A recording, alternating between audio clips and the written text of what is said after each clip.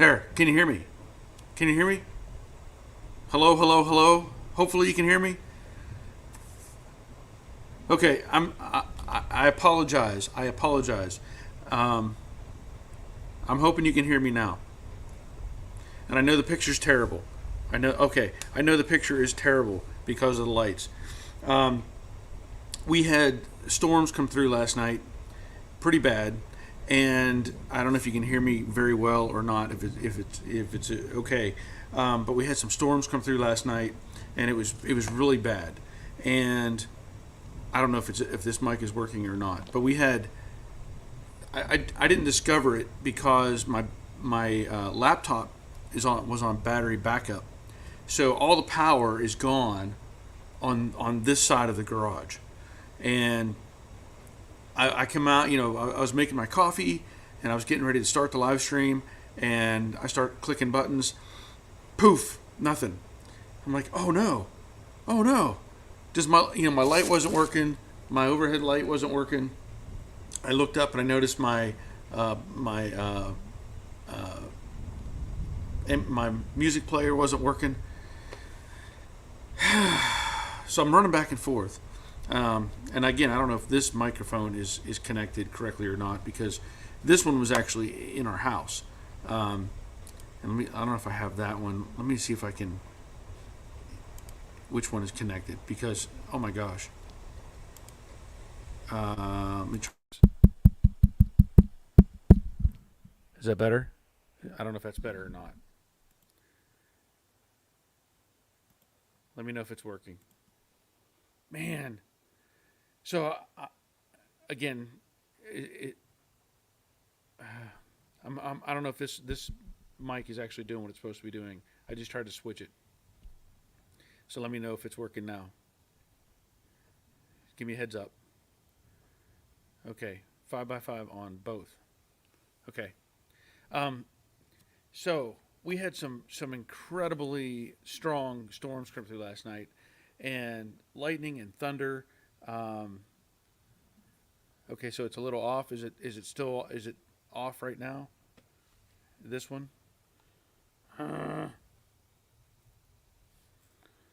Okay. Um, and I apologize for I can't do much about the lights. I could turn them off. Uh, barely hear me now.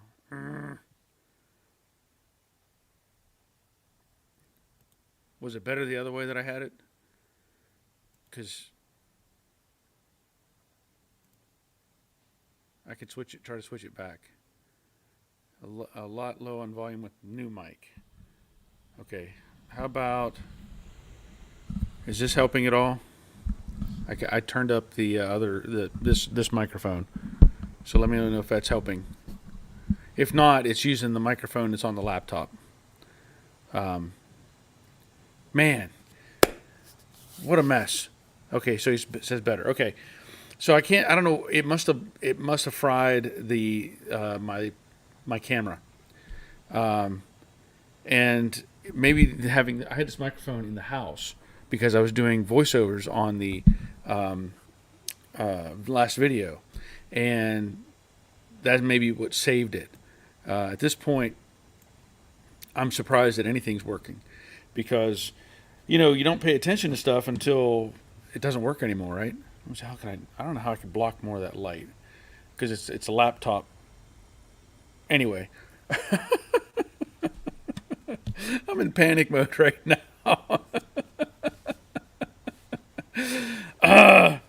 You want things to work, you want things to be ready to go, and normally everything is fine, and all of a sudden, boof, it wasn't fine anymore. So I was flipping breakers, trying to figure out what was going on because if you'll notice, like even my clock is out. So I have all my overhead lights, I have all that stuff, and I do have outlets that work because this side over here, my main bench has its own power cord. So I have an extension cord running from the front of the shop to power up everything here. Okay, so I apologize for how it's going. It's just crazy. Um, okay. Okay. So, yeah, you have a routine, and let me see if I can block these lights with my head. No, that's not helping. You have a routine, and you try to stick to it, and all of a sudden something goes wrong, and then you're all out of whack. Um, I don't know if there's no way that I can block these lights other than turning them off, and I don't want to do that. That would be really weird. Let me try that just for a second. Hey, how about that? Well, it's a compromise. So now you have me in Dayglow white, um, and it's raining right now. We've had more thunderstorms coming through. I need some coffee. Hang on just a minute. Okay, I know this looks totally different, and I'm not a fan of this either, but it is what it is. So I don't know what happened. If the because I was flipping breakers and nothing was coming on, that has me concerned. Because usually when you get hit by a lightning strike or something, it either wipes out everything, or it would pop a breaker. I would hope. So I'm gonna have to do some investigating because that's not a good feeling. That's not a good feeling. Also, shout out to my wife. We were earlier today when she was trying to get on the internet, and our modem was out, you know, and so she had to take the modem back to get it exchanged, and so she got it up and running. So we at least have this at this point. Oh, what a mess! What a mess. Let me see if I can change these settings here at all. Yeah, I can't change that. Okay. Anyway, I hope everybody's doing good. Um, this rain and storms and lightning has really messed things up, and here I am trying to compensate and make things better. All right. So if you're new to my live stream, we normally don't operate like this. Normally we have a nice opening, we have a nice community get together type of thing where we can talk about stuff, and it's a mess right now. But I want to thank you for being here. If you are interested in participating, I encourage you to ask questions and try to help keep the topics going. We try to answer these questions. If it's not me, it's usually somebody in my chat box over to the side. And for your participation, you get a bell. Even that sounded weak. Okay, that's better. So let's just see who's here tonight, and we'll start running through the show. Terry Keithley, evening all, Barry. Please hit the thumbs up and like button for Barry. Thank you kindly. Thank you, Terry. Appreciate it. Crash letter from beautiful Southern Indiana. Good evening to all. Looking forward to another entertaining, informative, and humorous nonstop chat with no other than Duke of Georgia himself, Joe Daddy. Thank you, Crash Rider. And be sure to hit the thumbs up button. Hindsight, Roger, checking in from next door. Glad you're here, Raj. It's a mess right now. Ed Cucciarella, hello all. Come on, Bell. Even the bell's hanging up. Glad you're here, Ed. Evan's Garage, hi all. Hope everyone is well. Glad you're here, Evan. But that bell sounded really bad. Dawn's Manufactory, good day to you, fine folks from Drizzly PDX. Feels like fall has arrived, working on Betsy's interior. That's a good thing. And, Dawn, I commented on your video, and, it's and I know you're going through some struggles with losing friends, and I know you were losing your musician friends, and that's really sad. I know that I've played bass, I've played drums. I'm not very good at drums, but I have played bass and stuff like that. And I know it's kind of an interesting, sort of a brotherhood, let's say, with other people that play. You play songs together, you develop friendships, and when that falls apart, can be a struggle. But losing somebody from that community, I'm sure that's rough. So my heart goes out to you, and I've my sympathy for you. So just so you know that. Robert, evening all. It was a chilly 76 this morning and only 93 today. Might get down to a freezing 70 tomorrow morning, but back to 104 this weekend. A cold front here is mid 90s. Glad you're here, Robert. Take advantage of those temperatures and get your mini split up. Get it up and running. Nick says hello. Hello, Nick. Glad you're here. Let me continue. Okay. All right, so we're going to see if this can continue to operate. Rusty's Restoration, hello all from Southern Indiana. Glad you're here, Rusty. Dave and Cheryl Bard, hello Barry, and everyone from Missouri. Glad you're here. I'm assuming Cheryl. I know David usually doesn't make it. He's got to work. Mr. Mikey checking in, listening in. Okay. Well, you probably had an earful of me panicking, trying to get this thing up and running. I'll skip through the audio questions. Jerry is checking in. Hi, Barry. Howdy, y'all. I hope today's stream goes well. Yeah. Well, it can only improve from where we're at right now. I can say that much. The Dawn says, greetings all. Greetings to Dawn. Glad you're here. Cheryl, I just got done mowing 2 yards. That can be good. I know that we've been dealing again with the rain and the heat, which always makes it difficult when you're trying to mow and you have to time it out. So I got ahead of Roger. I mowed mine yesterday, so now he's behind. All right, so everybody's back to the hearing me. Sound is fine. Todd the blocker. Okay, all good here. Glad you're here, Todd. Okay, so we've got working on the sound. That helped. Okay. Charles, my message I sent after the Infernal Craftsman did not post. I'm here to post, like, subscribe, share, tell others of all knowing Mustang Guru that is Joe Daddy's Garage. Thank you, Charles. Yeah, sometimes they don't show up.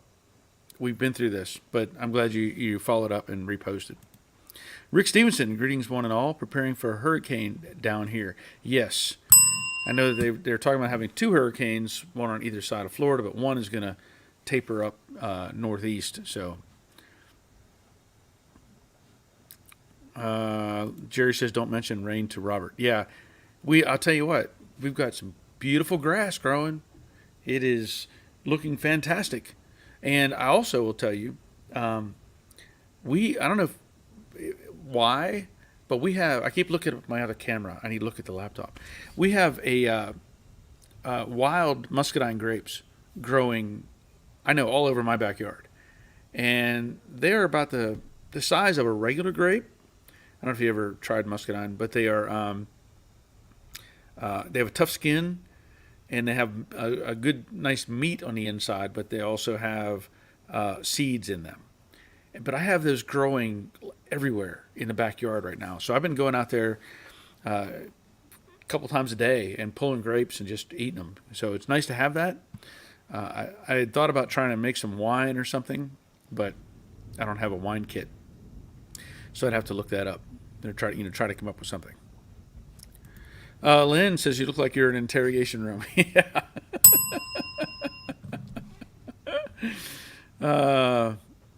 Oh yeah, Jerry says, don't mention rain. Yeah, we said that. And Dawn says, Robert, rain. Rain, not sure what that is. Yeah.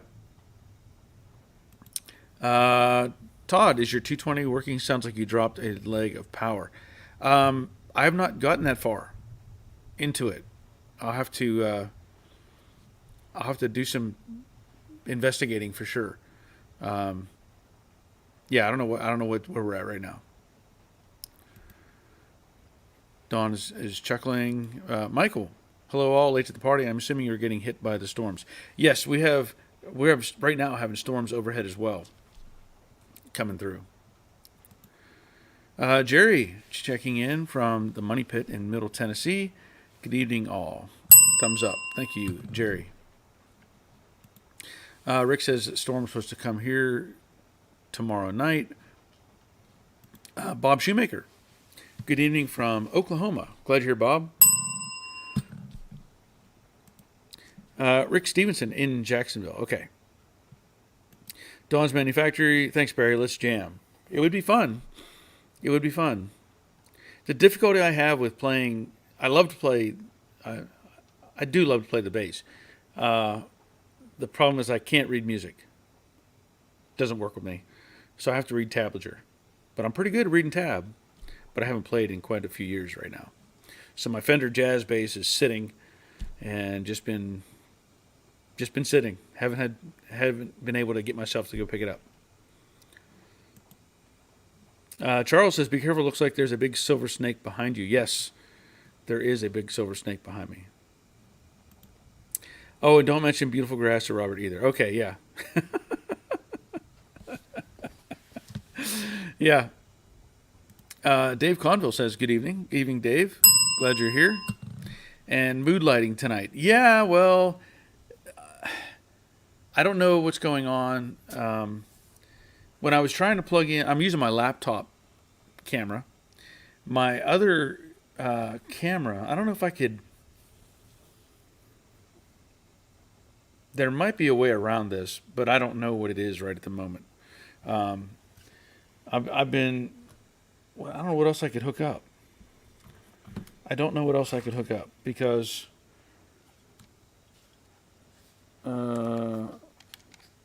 I don't know where to put my my GoPro. But I've heard you can hook up the GoPro and use it. But I don't know. Right now I'm just kind of happy to have the laptop doing its thing. I almost defaulted to using my phone to try to make this happen. What's really surprising though is my AC works. My mini split, it's running fine. You know, the overhead lights are working fine. So I don't know. Nick says, I played guitar for over 25 years, just quit 3 years ago, but I was thinking about scooping one up to fiddle on again. You know, I wish I could play guitar. The problem I've had with my musical training, let's say, is when I was in middle school, my band director asked me, what do you want to play? And when I told him I wanted to play the trumpet, I don't know why, I was interested in playing the trumpet. And he said, well, we don't need any trumpet players. How about if you learn, to play the drums? And I'm like, okay, I'll do that. So I basically learned to play the snare drum. And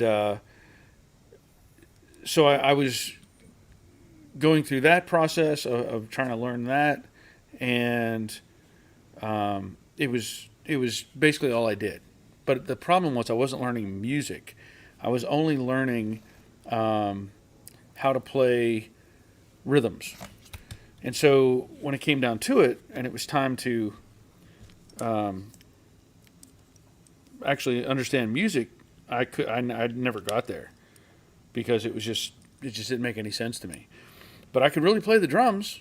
I mean, I mean a snare drum. I was lead snare drummer in our marching band, and I could do that stuff. But that was it. That was all. And so when I've tried to learn to play the bass, to me I look at it like it's a drum, and I started to just learn tablature. So I could understand that. I could read a number and go, okay, this is one, whatever, and follow the pattern. But I couldn't. I still don't know how to read music. So that's always been a difficulty for me. Let me see what. Okay, I'm trying to. I don't know if this will work or not. I don't know how to make this happen. Let me look at something real quick and see if I can't. See if I can't change the camera. Nope. I don't think it's going to let me do that. I was trying to see if if I could use my GoPro. I don't know how to make it connect though. I got the GoPro here, but I don't know how to make it connect to anything. Like, is it even an option? Hey, wait a minute. Let me see if. Huh? Oh, did it do anything? I'm experimenting. I don't know if it'll work or not, because I'd much rather not use this laptop as my camera. Yeah, I don't know how to do that. I don't know how to change it. Okay, let's go back up here. Dawn, has anyone had problems with Killmat making the carpet slide around too much? That's a good question. All right, I'm experimenting.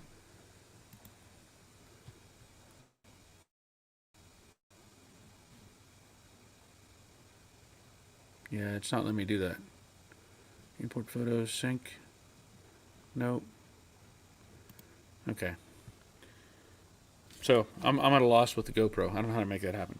As far as having the carpet slide around, I didn't notice that because I used Killmat in Jade, and I didn't really notice much of a difference. I think there is some potential there, but I didn't notice anything that was a problem. Let's put it that way. Marshall, howdy folks. Been a little while since I've chatted. Hope everyone is safe and their project's progressing. Glad you're here, Marshall.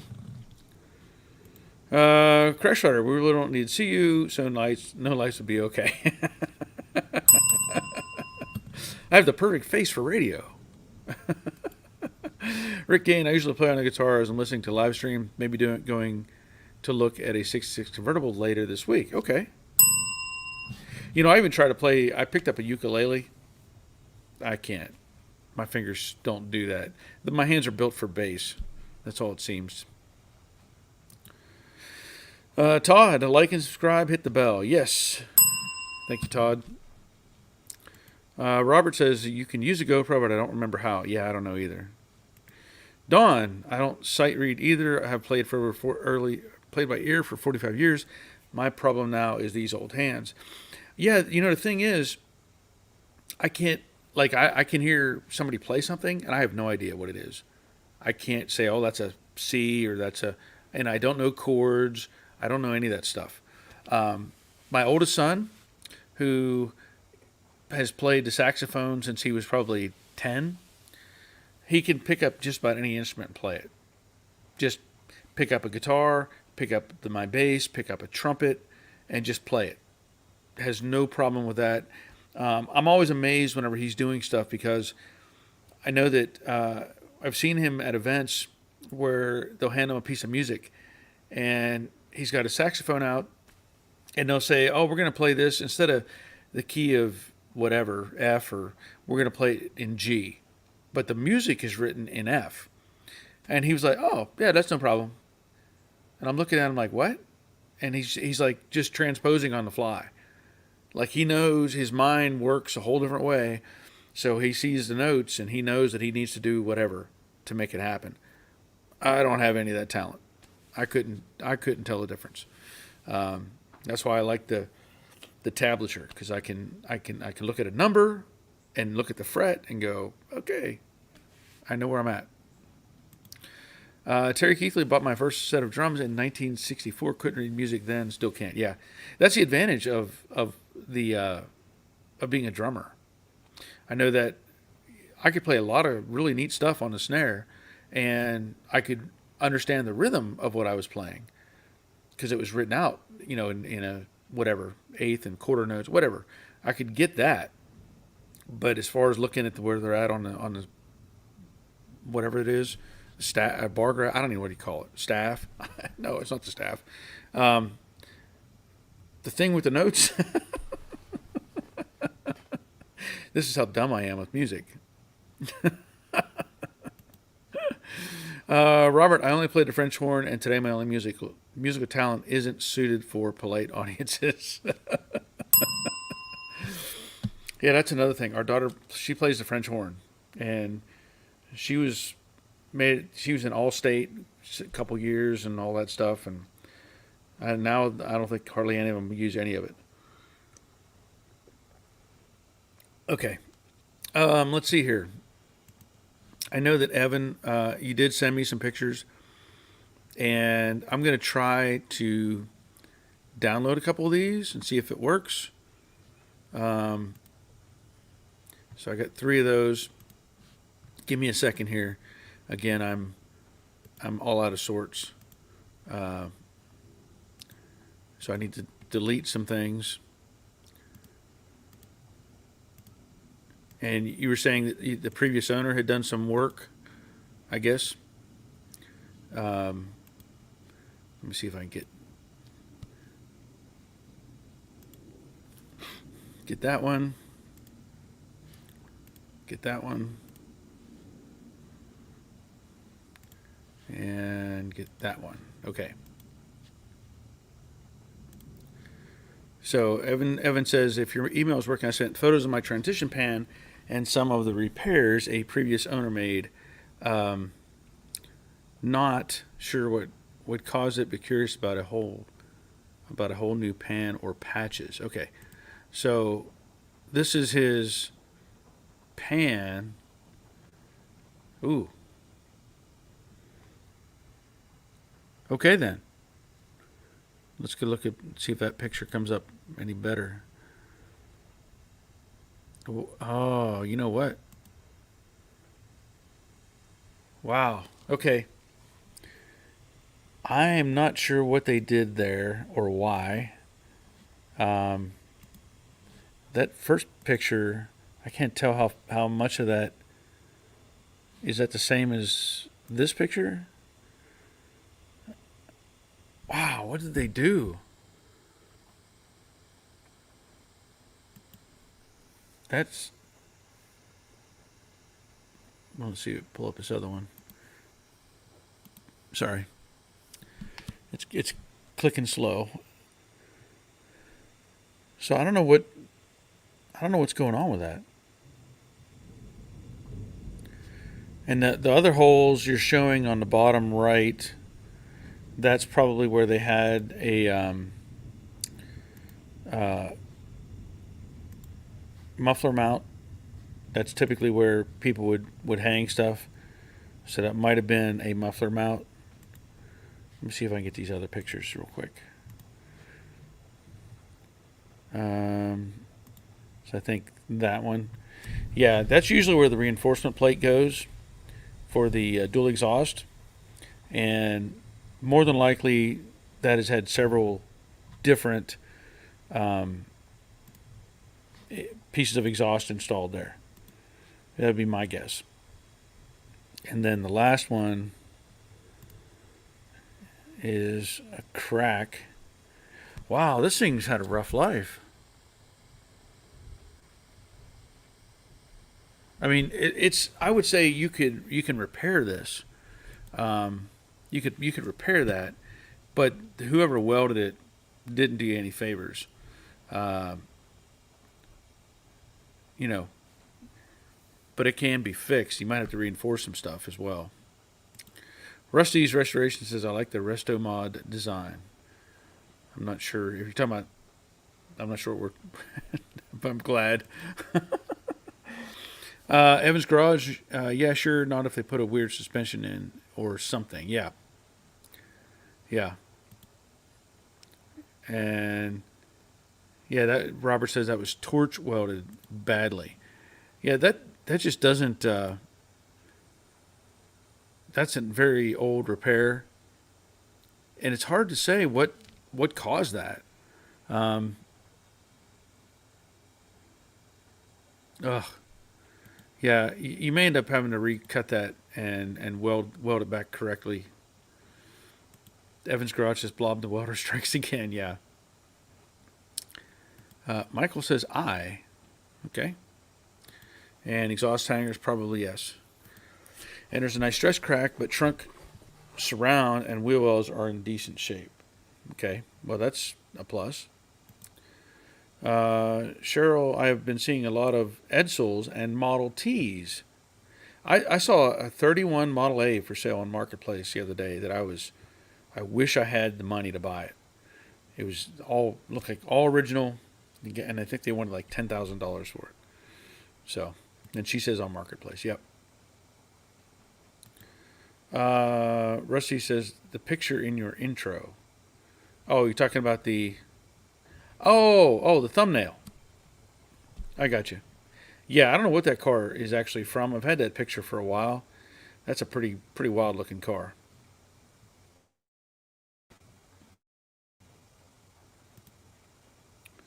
Let's see.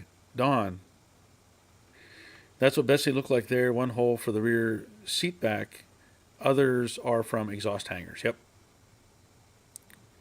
And the Dawn says, agree with Robert. Poor torch weld or very bad porosity. Yeah. Or who knows? They might have used a stick welder to do it. Michael, wonder if a shock broke through the floor. I personally would replace it. Did mine. Wasn't hard to replace. It may be worth investigating further to see if it's, if it can be fixed or if it needs to be replaced. Robert, here there's a 51 and 53 Chevy truck for sale, not too far from me. He always has a car or two in the yard for sale. Not sure how his prices are. Yeah, I mean, I keep looking. I'm always looking. Just how I think we're all geared that way. Hey, what else is out there,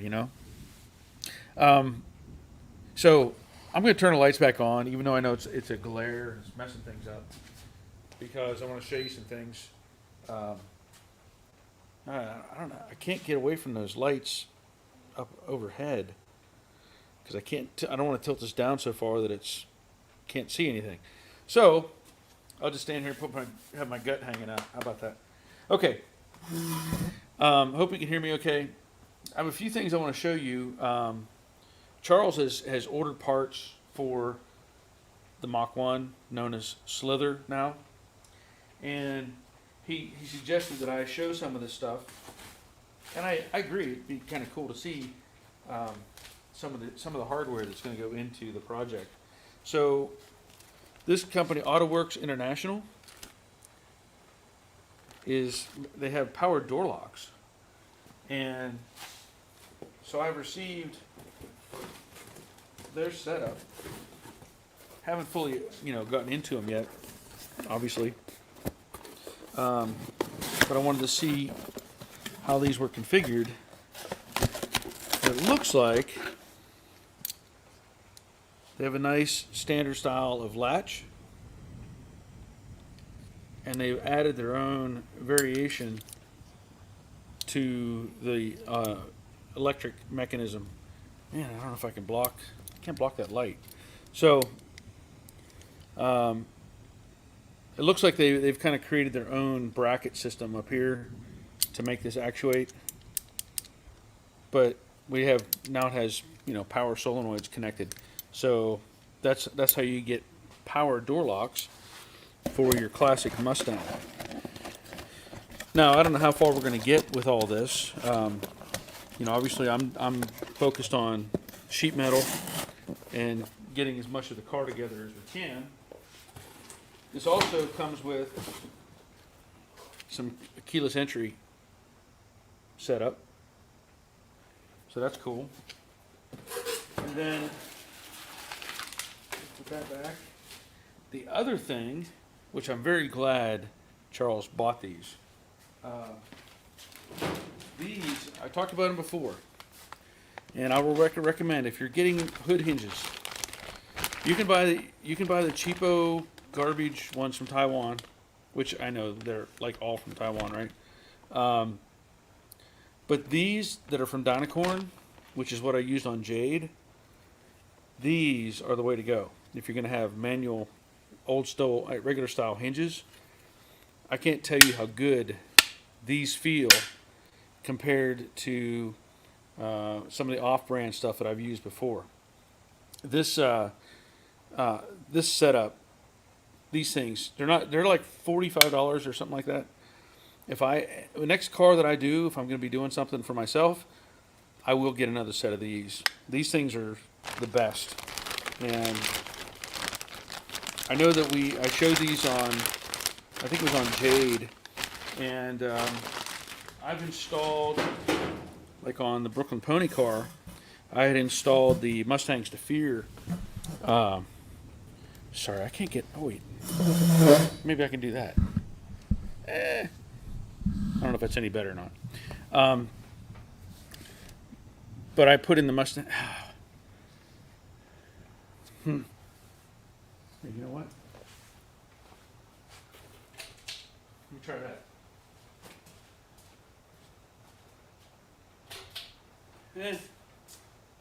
Maybe a little better. But I put the Mustangs to Fear ones in the Brooklyn Pony, and they worked, but I really wasn't a big fan of those. I'll just say that I didn't like the way they functioned. I think they didn't do enough homework to make those make it function the way I think they should. But I'm sure they're selling them. Let's see, Dave and Cheryl. Also, Studebakers just like your brothers. Yeah, I've been looking for parts. I've recently discovered on eBay that there are parts available for the car, rocker panels, some floor pan pieces, the bottoms of the doors.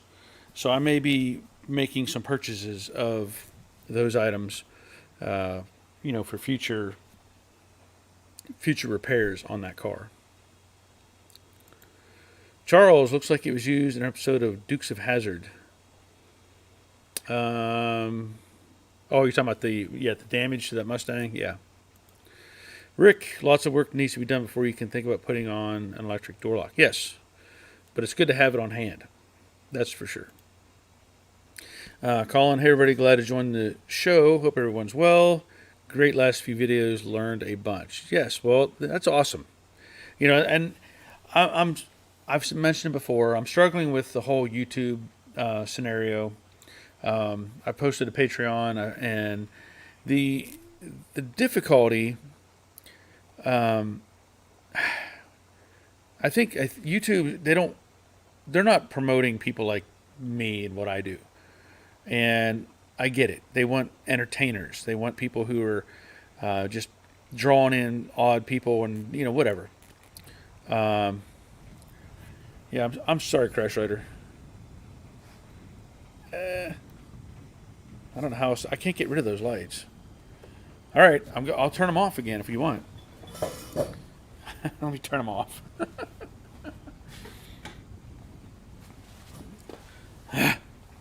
Back to the isolation. Yeah, the thing with the with YouTube and all that. I make these good what I feel like a really good educational, instructional type of videos, and the return is just dropping. It's just getting worse and worse and worse and worse. And so I'm going to continue to make videos, especially on the Mach 1 and other things, but I don't know how far I'm going to, some of it may be more time-lapse, like I did with the plasma cutter cutting up the car. And I may interject or do a voiceover type of thing, like I did with the last one. It's one thing to, I have 3 cameras that I use. So I'll have like a time-lapse camera, I'll have my regular camera, I'll have the GoPro, and, you go back and forth and you pick those video segments out and you try to put them all together, and it could take hours and hours to actually make a decent video, put the things together.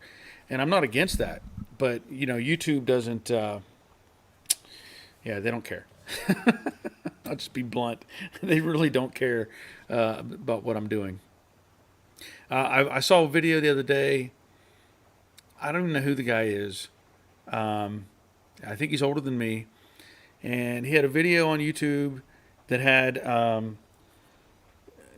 image of his truck, and he was standing in front of it, and he said, I destroyed my truck, or something like that. And the video, all he wasn't doing anything. He was just talking and walking around, and the truck was on his lift, It was like a 77 Chevy truck, and it fell off the lift and got damaged. And, he said my truck was destroyed or something. And I looked at that video and I was just like, well, he's not doing anything. He's just kind of talking about his old Impala he had or something. And that video had like 20,000 views. And I'm thinking, what am I doing wrong? I'm putting out these, what I feel are really good videos. And, this guy's doing nothing, just talking and showing his truck that he dropped off his lift, and he's got 20,000 views. I'm like, come on.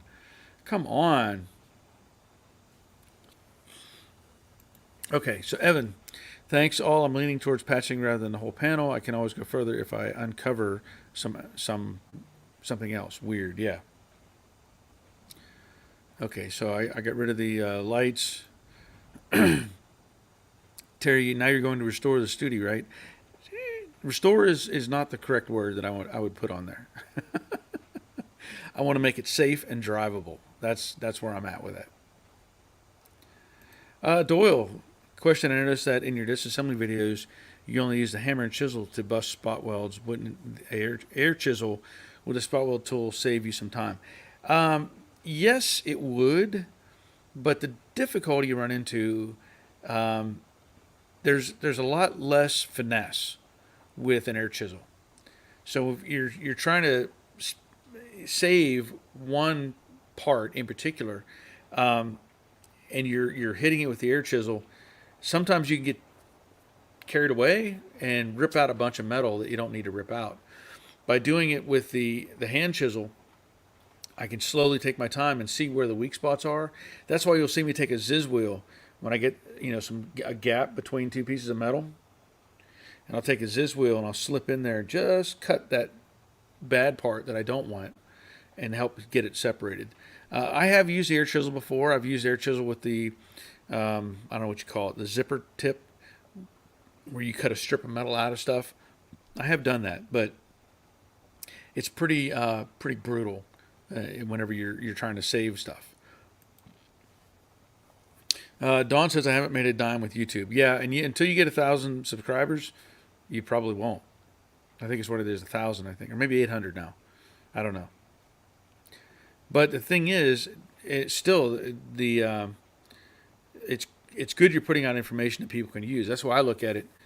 As much as it can be a hassle in some aspect, it's still valuable, and I think people do appreciate that. I will say this, just give everybody kind of a heads up. I know I have a usual group of people that follow me. I am probably going to re-edit some of my videos. Now, the light blue Mustang, here's the thing. YouTube wants videos that are more than 8 minutes long. Okay? So if you have a video that's less than 8 minutes, they'll run one ad and that's it. And then good luck, if anybody follows it. But I may have some downtime coming up in my future. I'm probably going to have a surgery.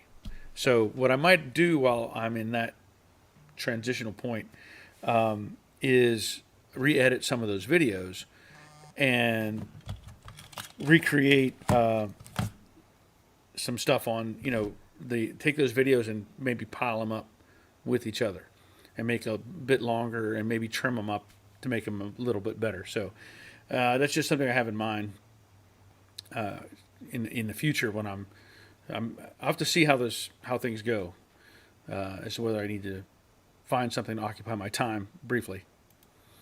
Charles, a lot of my parts that Barry has is for mocking up. Make sure all of them play nice together. Everything has to fit together and work prior to paint. Yes, definitely. Cheryl, need to find something to eat. Hope everyone has a great week. You too, Cheryl. Glad you were here. Nick, I started watching a guy that goes around mowing overgrown lawns for people or neighbors for free, and it's usually all time lapse. For some reason, it's like going down a rabbit hole of entertainment. Yeah, I've seen that guy, and the whole reason he does that for free is because he gets like 1 million views, and it's just somebody mowing the yard. Come on. Hear the thunder? Evans, Barry, for what it's worth, your channel and the Jade series educated me and kept me interested when I was overseas and away from my project for years. No, that's good. I'm glad it helped and has continued to help. Jerry, I tell Robert, when kept in the informational perspective, it should be keep you grounded to the erratic nature of YouTubing. When kept in the informational perspective, it should keep you grounded to the erratic nature. Yeah, well, YouTube has its own whole thing, and it does. Nick, my point to that is I think the travel thing you have planned is going to be a goldmine compared to your current format. You know, that's probably a good point. That is a good point. I'm still working out the details on that. And, you know, it may become... Because my wife watches these people who do RV stuff. And she loves to watch them. And I watch it, and I don't get quite as much out of it as she does. You know, but I get it. It's a peek inside of somebody's lives. So, what I'm thinking that it may be,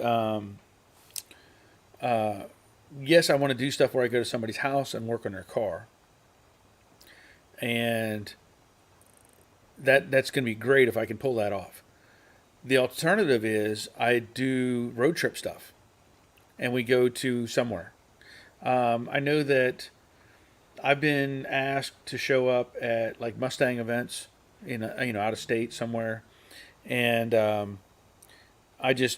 haven't really looked into it that hard. I'm thinking, well, what do I need to have happen? But it may be something I do that as well, to where we're traveling and maybe going to whatever. Like we've talked about going to the Henry Ford Museum, and I would love to do that. And it might be a several day, or a week long type of thing that we do that. Now, can I do it full time? Probably not. I know I need to be in here working on cars like Slither. That's my bread and butter at this point. Hopefully, I can do stuff with YouTube and make that work. But that's where things are. I know that my strong point is fixing up cars. I know that. That's the thing that I know how to do. Sorry, my son was trying to call me earlier, and I was trying to make sure there was nothing important going on. Yeah, Jerry says, yeah, so let YouTube be YouTube and rest in the knowledge that you are helping a subset of the community. Very good point. Very good point. Doyle, I think the quality and content of your videos are as good as anybody else's. Is there a way to get YouTube to promote them? I hate that you are not more well known in the restoration circles. That's what's interesting is YouTube is asking me to pay them to promote my videos. That's just crazy to me. They want me to pay them. No, not doing it. Richard is checking in. Roar, evening all. Glad you're here, Richard. Doyle, I am proud that I stumbled across them, and you are a big help to all of us. I realize that. I know there's a lot of people. I can go on forums, and I know Rick Gain is one of my biggest supporters on all the Mustang forums. So if somebody has a question, he'll point them to my channel, and I appreciate that a lot. I really do. What I've found now, because I'm still experimenting with what other ways can revenue be generated, right? So, like, I'm going to do a video on some tools that I got, and I told the supplier of the tools. They said what they want to do when they offer me a product is say, "We'll give you this tool, and we want you to do the video." Well, if a tool is if it's not worth $100 or whatever, and it's not something I want anyway, or not interested in, the time and effort I put into making that video is more value than what the value of the tool is. So like this latest deal, I have some clamp pliers for hose clamps which I want some of those. But I told them up front, you're going to have to pay me, in addition to giving me the tool, pay me to do the video. And they said they will do that. So that is one thing that I'm looking at, is how can I generate revenue that way. Another one is through Facebook.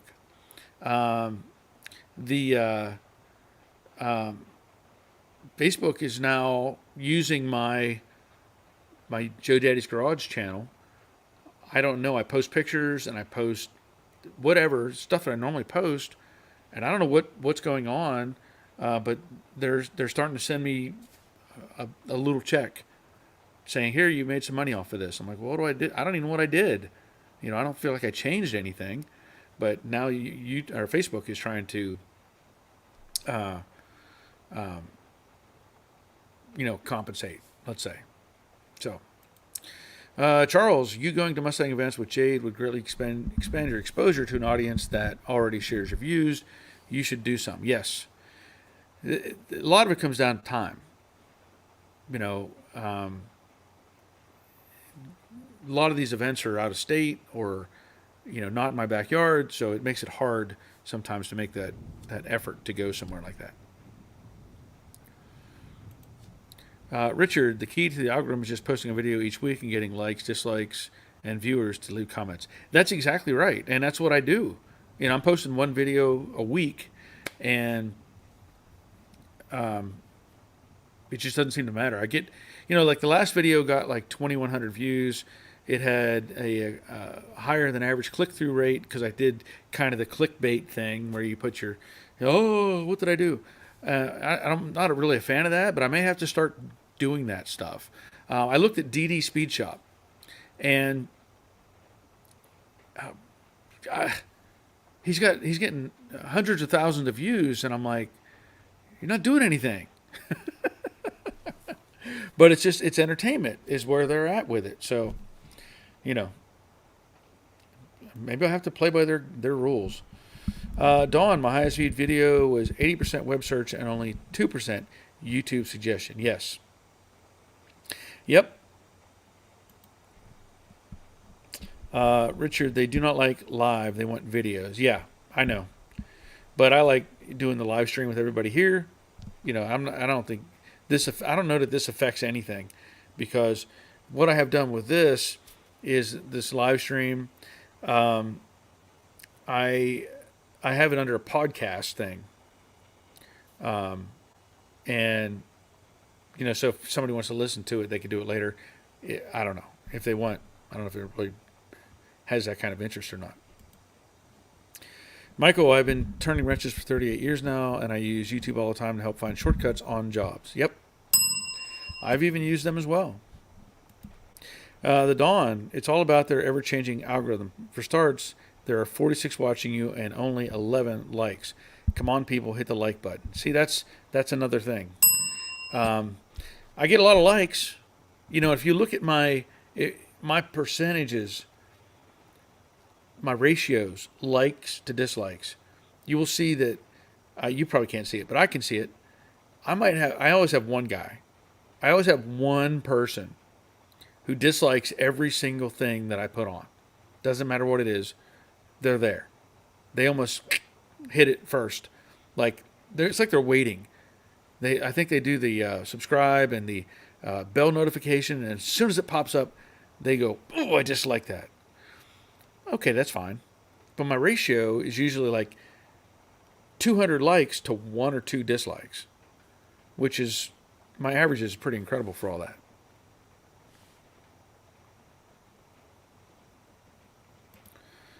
Richard, skip that clickbait crap. It does not matter. It is the keywords.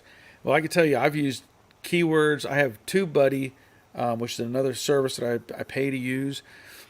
And I can put in I can actually see what Fitzy puts in. I can put in the exact same keywords that he uses. Doesn't matter. Doesn't change a thing.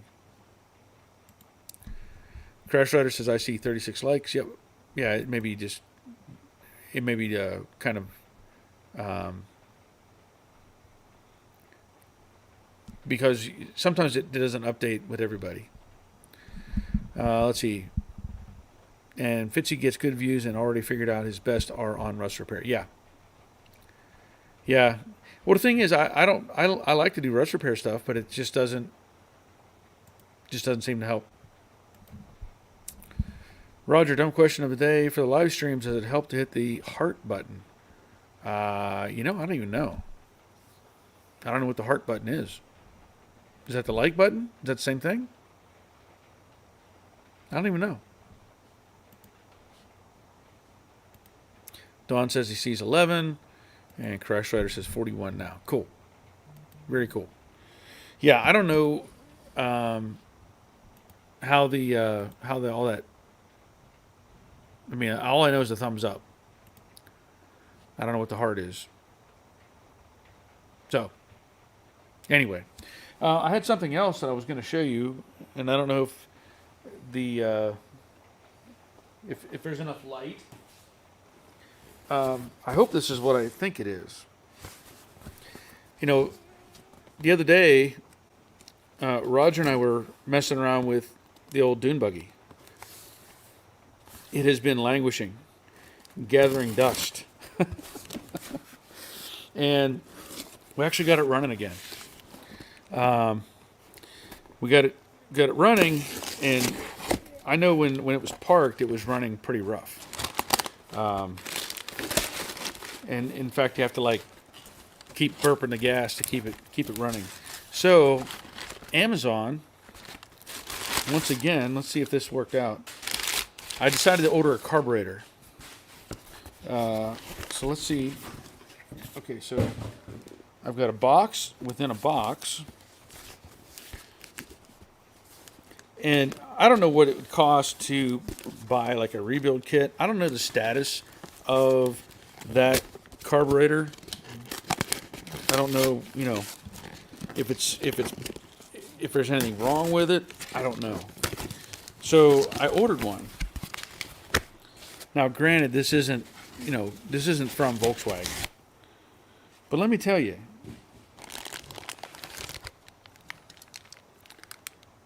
that with two studs and a gasket. And I read the reviews. The reviews are all good on this thing.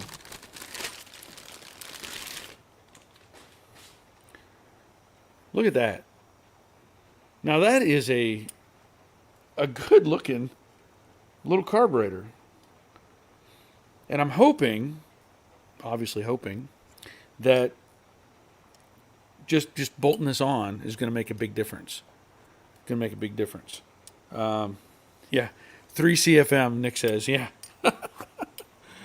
But yeah.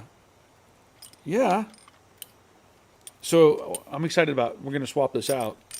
And hopefully, everything works. Hopefully, this takes care of the carburetor problem. Now, I don't know the condition of that other carburetor, how old it is. It was on the car when I bought it. But, yeah, I mean, that looks like it should, right? So we'll have to get that swapped out and see how it runs.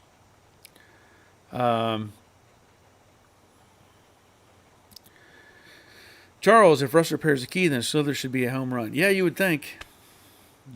But it's not doing the best. Richard says, you are based on rust repair. Yeah, I am.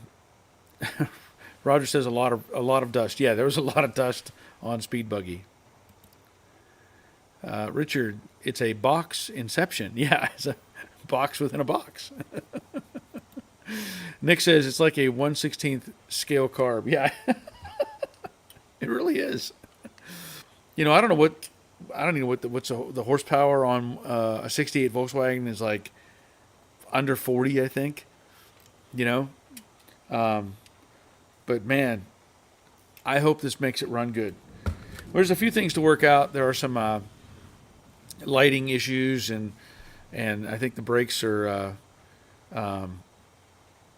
questionable. We had it out running around in the front yard. I was doing some donuts in the front yard, which is what you're supposed to do when you have an old dune buggy. But it was it wouldn't stop on a dime. I know that much. Robert says I get surprisingly few thumbs down. Yeah, I usually don't. I mean, it's just the one or two people that love to do it. They think they're doing me a favor, and I'm happy to see them because it means it counts as a view. Rick Stevenson, he looked like he needed some TLC. Oh yeah, yeah, speed buggy, yeah. And Nick says looks pretty good. It does look pretty good. Robert, those bug carbs are dirt cheap these days compared to when I rebuilt a Baja Bug. Bad memories from that one. The throttle shaft on it was so sloppy I expected it to fall out. Well, here's the thing. Like this stuff, $60. This was $60, I think. $60. I mean, there's a lot of pieces and parts in that are brand new, and as long as you have things functioning, you would hope that it works fine. You really would. Richard, keep up the great work. Your videos are always top notch. Thank you, Richard. Appreciate that. Suburban Hooligan, if it's a 34 picked 3 carb and it won't idle without blipping the throttle, the idle solenoid is bad. Those aftermarket carbs are usually junk and usually overjetted out of the box. Okay. Well, that's good information. I know that I don't know what the model of it is. I really don't. I know it's a 68 Volkswagen. And it won't idle. We have to keep on hitting the gas to try to keep it running. So we're going to try this. I guess is this the idle solenoid? Is that what you're referring to? Because I don't know. I really don't know what I'm looking at on this. But that looks like it could be a solenoid. It's got an electrical plug in there. Otherwise, it has one up here, which I believe is the electric choke. So I'm guessing this is the solenoid. But we'll see. We'll see how it works. But thank you for that. Nick says, man, ads keep popping up every 5 seconds on me. I'm sorry.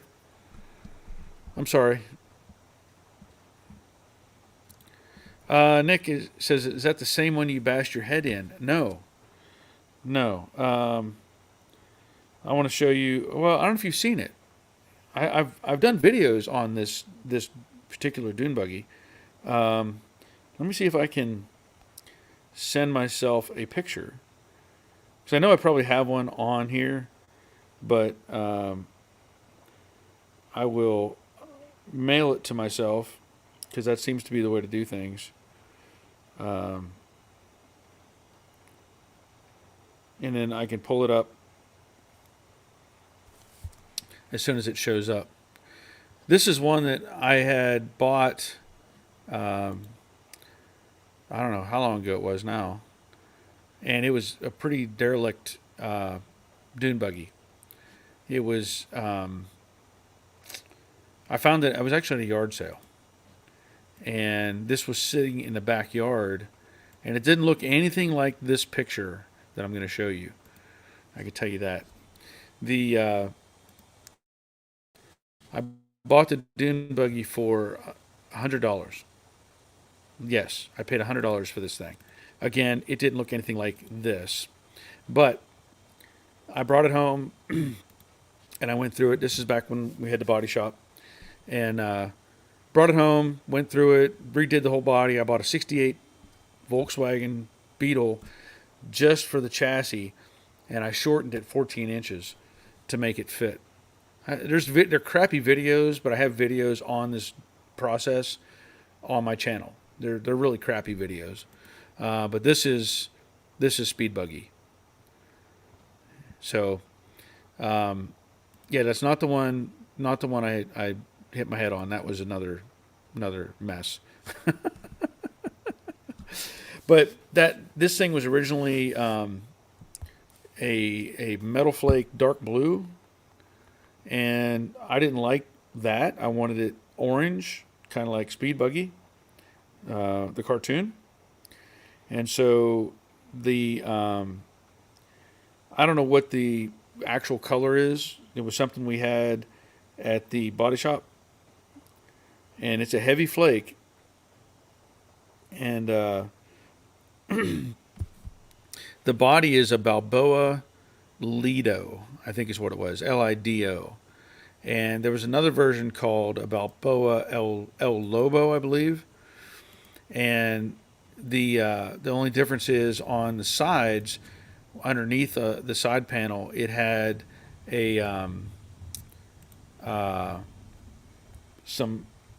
Did I send it? It had like mudguard type of panels that went underneath it. Oh, there it is. Okay. And so I have those panels, but I did not paint them. We didn't want them painted. I didn't want to paint them. And the car itself, when I got it, a tree had fallen on it and busted up the one side. And then the windshield was busted out, and on the very front, here's the front of it. On the very front of it, where the kind of mouth is, it actually said Johnson's Jewelry, Griffin, Georgia. So this was probably sitting in front of a jewelry store, rotting away, and then got dragged off to this other person's house. And so I ended up, getting a hold of it and going through the whole thing and buying a whole nother Beetle and shortening the chassis and painting it. We painted it at the shop. And so, this it's a cool little car, but right now it's not running the best. I think I did videos on it where I think I did the gas tank. I replaced the gas tank, and then I rewired the whole thing because here's the thing with Volkswagens. They change their wiring harness every year, which is just crazy. So I had a 68 Volkswagen and I had a 69 wiring harness on the dune buggy, and I was trying to put those two together, and it was just a nightmare because those things don't jive. They don't interact at all. So I ended up buying a wiring harness from, it was Rebel Wire, and put that in, and it seemed to take care of everything. Okay, let's see. Robert says the VW engines are still being produced today, but they just swapped over from VW to a third party and were out of production as they were changing casting to put their brand on it. Okay. Hooligan says, yes, that's the idle solenoid. Yeah, so we're talking about this dooflicky sticking out here. So, good. Crashler says, I've only had one ad this evening. Okay. Nick says, I'm taking one for the team. The ads then. Haha, all good. Okay. Thanks, Nick. Don, I would try the solenoid first. OEM carbs are good. Okay. And that's the thing. I just don't know really much about Volkswagens. I mean, I got it, it runs and all that sort of thing, but I've never worked on them, so I don't know really much of anything about them. Nick says, I'll look those up. Sounds interesting. Yeah, the Balboa bodies. And Nick says, like that orange. Yeah, it looks really much better in person. Kind of like Jade. The green in Jade looks so much better in person. Pretty color. Thank you, Charles. Ray Buckman and Evening Berry and all, long day at work. Oh, glad you're here, Ray. Nick says you should paint some teeth in the mouth, kind of serious, almost World War II bombers type thing. Nick, that is exactly what I had in mind. Exactly. Like a P-51 Mustang has the shark-looking teeth. I had actually wanted to do that, but I was going to do it as a decal rather than paint it, and just never got around to it. The other thing is, this car actually has a bumper, and it's like a Nerf bar thing. Comes up on the top, goes around that mouthpiece, and I just never put it back on because I liked the way it looked without it. And when I got it, it had a roll bar in it too. and the roll bar was just bad, just rusted up real bad. So I never put the roll bar back in. My voice is starting to go already. Brian says, hello, everyone. Got here a little late. What's up with the lights, Barry? Well, the problem, which I didn't find out till I'd already was getting ready to start the stream. This whole, well, I think all of my side outlets are blown. We had a storm come through, and it might have even done it. I don't know when it did, because we had a storm last night, and then right before I started, we had a storm with thunder and lightning. So anyway, all my side outlets are out. My front outlets are working, though, which is weird. Let me see. I want to see if this light. Yeah. Well, that light comes on. How about that? There. That's a little bit better. That's my umbrella light, lighting up the shop. But, yeah, it must have been last night because the power on the clock, it went out at 11:45. So it was last night, 11:45, when it blew something. I was flipping breakers earlier, wasn't helping. So now I got to figure out what's going on with the power in the shop. Robert, Jade looks great in person, but I'm staying out of the blue or green debate. Yeah, I don't blame you there. Have y'all seen the shirt? I don't know if you'd seen the shirt or not. This is This is one that I don't know if it's good or not. I don't know what you're seeing. I have a couple new shirts on Teespring that Andrew from Grease Rookie Garage, he designed those, and so I have a couple of them. I have a new one. I ordered 3 of them. I have this one. I have another one that says Gasoline Forever, and then the other one says Test Fit, Test Fit, Test Fit. And so there's even like mugs on Teespring say Test Fit, Test Fit, Test Fit. So Dave Tyson, good evening all. Good evening, Dave. Glad you're here. Ray says, I see you got the other side framework on the Mustang. Well, it's there. It's not attached yet. I still have to rebuild the rocker panel for the driver's side. That one is in worse shape than the passenger side. So I'm actually going to use part of that Dynacorn rocker panel to rebuild the original. Just makes sense. We have it, use it. It's got the right shape and everything. So I'm going to make that. You know what, Dawn? You know what? That's a good point. Hold on a second. Is a circuit on a GFCI that may have tripped or fried in the storm just a thought? Give me 1 second. I had completely forgotten about that. I do have a GFCI. Hold on.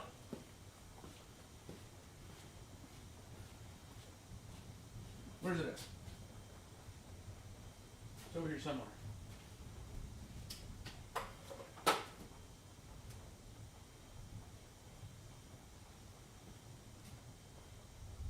Well, I reset it, but it didn't do anything.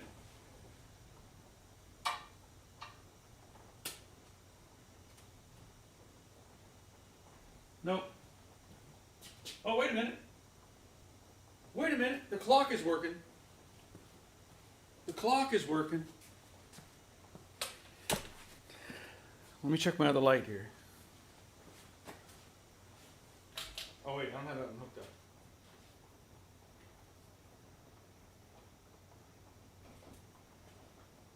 Hey. Okay, we're getting closer. We got power. We got some more lights on. Now, I still don't know that that's going to help my camera. I think my camera's messed up. But hey, this looks better now, right? It looks better with some lights. The GFCI was tripped. That's why you put those in, right? To protect your stuff. Great. Okay. Now I got to figure. I don't know why this. This doesn't look too bad. I know. my regular camera's up higher. This is working. But if I turn the lights on, the overhead lights, I know it messes everything up because the glare hits them and it makes a problem. So look at that. Dawn gets a bell. Okay. Yeah, Brian says sounds like a blown surge protector on your service box. Just a guess. Well, I checked all the circuit breakers. They were fine. So I had forgotten about that GFCI. Crash Rider, you may want to reconsider that roll bar. I've seen some of your driving. Yes, you have. Other people have seen my driving too. Yeah, I could be a hazard. So yeah, again, just I'm glad you brought that up, Dawn, because I was like, I don't want to chase a wiring problem. I really don't want to chase a wiring problem. Nick, I'm waiting for him to start smoking. Yeah. Evan says, let there be light. Yep. Thumbs up from Dawn. Robert, okay, now why are your shop outlets on a GFCI? But you know what? It's good that they were. It's good that they were. It might have saved something. I believe I had that GFCI because when I built the shop, it was a requirement that it had a GFCI outlet, and I never changed it. So I'll leave it alone. It did its job. It saved the day. Dawn's manufacturer, don't let the magic smoke out. Yeah. Nick says, look at Dawn, master electrician. He deserves to be mailed the bell. Ray Buckman, I thought you were doing mood lighting. Yeah, that's what I was trying to do. The ambiance, trying to make, yeah, that's how I operate. And Dawn says, yay. Yes. Oh, it's on there. Yep. Wow, that's fantastic. Now I don't have to chase something down. Crash Rider, send the Dawn a cap is my suggestion. Well, I could do that. He would have to email me, but I could do that. If you want a Joe Daddy's hat, shoot me an email. If you don't already have one, you may already have one. I don't know, but I can send you one. I can do that.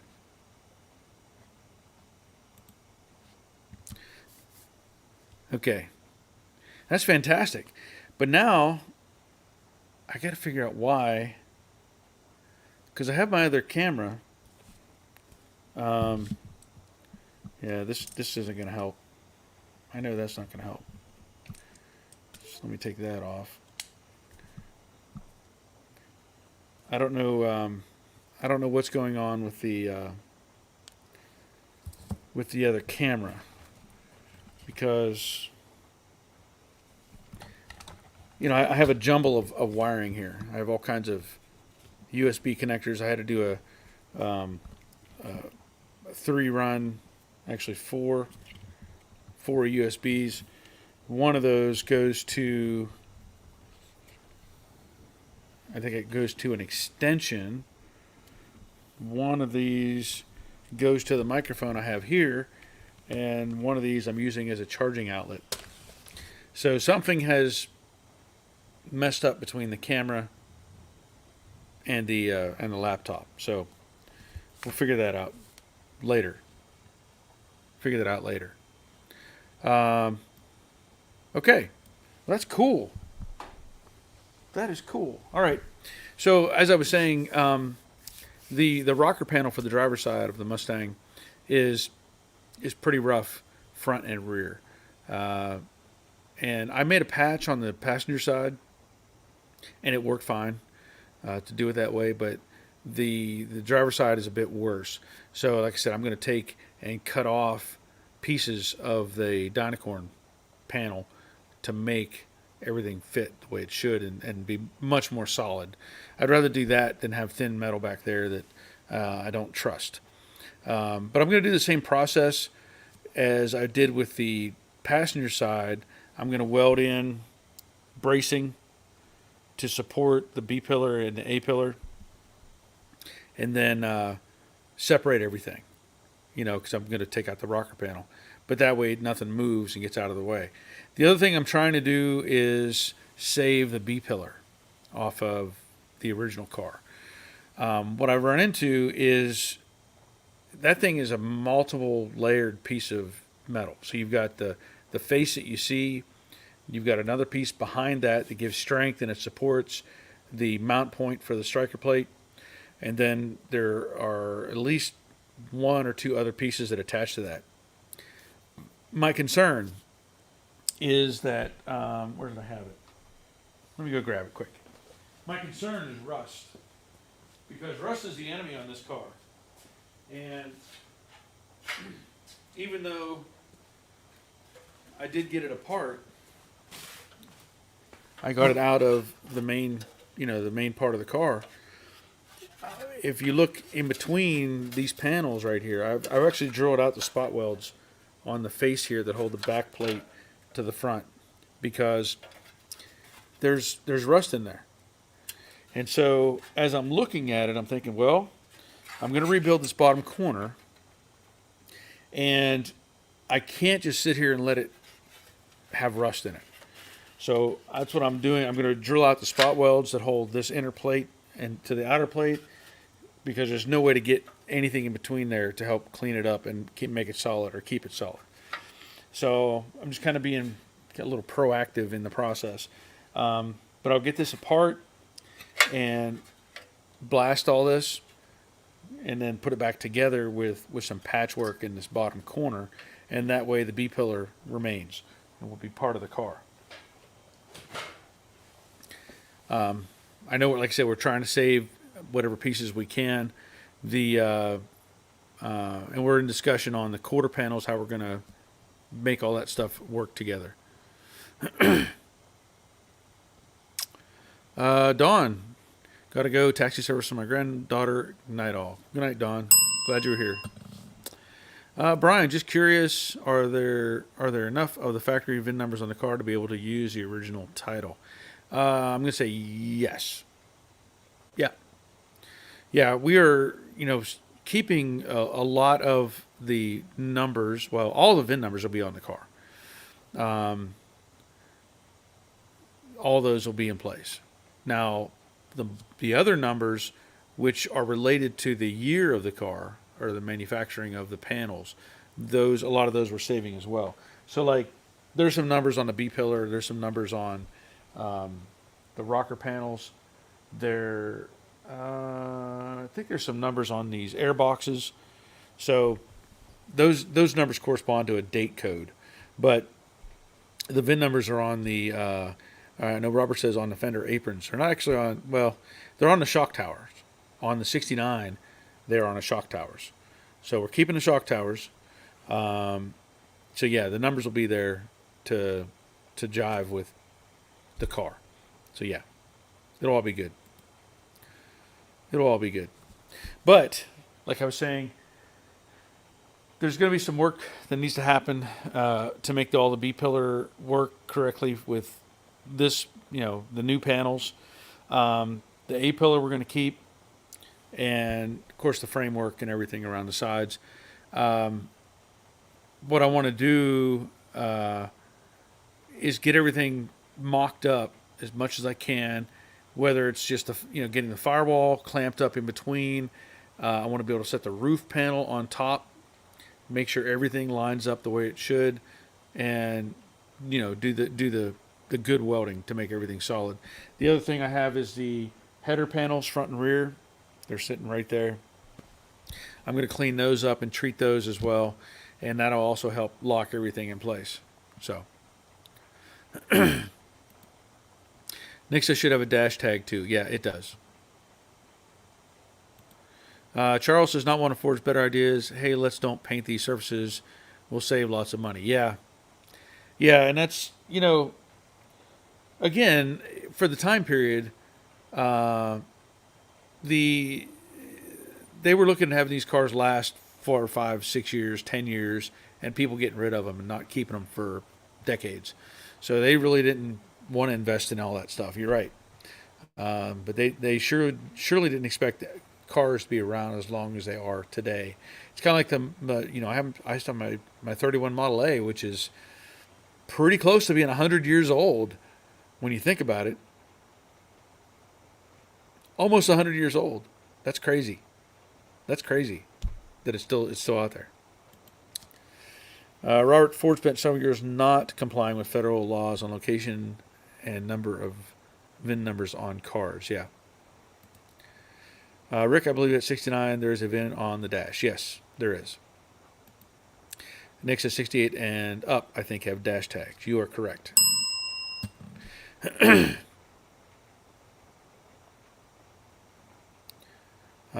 Yeah, Ray. Yeah, it's there. Rick, although they are still on the fender apron. Well, they're technically on the 69. They're on the shock tower. The earlier cars had them on the fender aprons, but the 69 had them on the shock tower. That was one of the things I went out of my way with when I was rebuilt or working on the shock towers. Was I actually welded pieces of metal on top to protect the VIN number from getting blasted and stuff. I wanted to keep all that intact. Cobra 68 Mustang has tag on passenger side, went to driver's side in 69. Yes, that is correct. Rick, all the effort to preserve numbers on the body, best to put the original numbers matching engine in. Well, the engine will exist. I know that, but I know that we're doing a lot of custom work to the car, and nothing wrong with, as long as I know that Charles is planning on keeping parts that match the car with the car. So like the engine and stuff like that, we'll stay with it even if he's putting in a custom engine and transmission. Colin, all I've seen on my car 66 is a door tag. Is that normal or am I missing it somewhere else? Yeah, on your 66 there should be one on the left front fender apron and the right rear fender apron. I believe it should be on both locations on that. One is underneath the fender on the passenger side. It's actually underneath the fender. The driver's side, a lot of those were replaced because they were rusted out or wrecked, and a lot of people just tossed them. So like, I don't actually have the VIN number on the apron on Jade on the driver's side. It's on the passenger side, and the VIN number's on the dash, which is really what matters.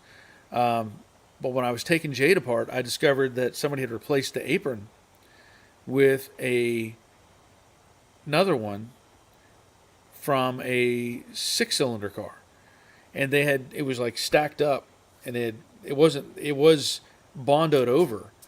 They had bondoed and filled in the numbers, and so I found that, and I was like cleaning it up, and I was like, wait a minute, this isn't even the right VIN for this car, and I realized they had replaced it. So it really doesn't exist at this point on that panel. And they do sell the stamping dies that you can put them back in the panels. Those are available. Abdullah, Dodge Ram SRT 10 8.3 Viper V10 517 horse. Yeah, that sounds like a hot rod. Doyle, GM cut the same corners too. No paint was under hood hinges, inside cowl panels, under door hinges, and trunk. Yeah, they didn't. Nobody did. Brian says on my 69 Fairlane, they're also on the fender apron. Yeah, so there are variables out there. Abdullah, Dodge Ram RT 10 150 speedo top speed speedometer. That's pretty fast. Cobra 68 Camaro, where is the VINs? There's actually one on the dash. There's one on the dash. From my understanding, there is one on the firewall. Not where you'd look, not where you'd expect it to see. I have a friend of mine who has a 68 Camaro. It's titled as a 68 Camaro, has the VIN number on the dash, up on top on a cowl. It's a little stainless steel piece, but there's a VIN number. Apparently, if you take the airbox out somewhere on that side there is a VIN number, like inside. I think it's inside the airbox. Some sheet metal there. Should be a matching VIN number there. I know that's one of the places. But his car, titled as a '68 Camaro, but apparently it's actually a Firebird. Not that anybody's going to care. They're not going to go digging into it that far, but one of those things where the Camaro and the Firebird were pretty much interchangeable. J.C. Meyer, 1970, had a riveted tag to the cowl panel under the windshield. Yes, so did 69 and 68. Colin says, thanks, I'll take a look. Yep. Yeah, it should be under the fender on the right side. Behind the center line, like behind the shock tower. Should be. Brian, got to make dinner. Good to see everyone. Have a good week. Glad you're here, Brian. JC, I flanged my upper torque box from my 1970. Just finished welding the front frame to the floor support. Awesome. Rick, I hope you get paid for the ad I just had to watch. Well, I do too. Sorry. Evan's got a scoot. Glad you got lights. That's for commiserating about Blob the welder. Oh, thanks. I guess. Okay. Yes. Okay. Yeah, I'm gonna have to go too. My voice is gone. I can feel it. It's getting rough. It's scratchy. So this has been interesting. I know that I did not expect to have to go into panic mode, even though right now the laptop is fine. So if I can't get my camera working, I may just have to use a laptop temporarily to make things happen. But it was panic mode. That's why I started with the, hey, here I am, at 7:00. But let's see. Okay. All right. So at this point, next weekend is Labor Day, right? I don't know that I'll be here. I don't know. I might be enjoying the lake with friends. We'll see how it goes. If I'm here and I get it set up and it's running, then I'll be on the live stream. But if not, well, I hope you all have a good Labor Day weekend and continue to get stuff done on your projects. Okay, so that'll be it for tonight. And until next time, take care of yourselves. See ya.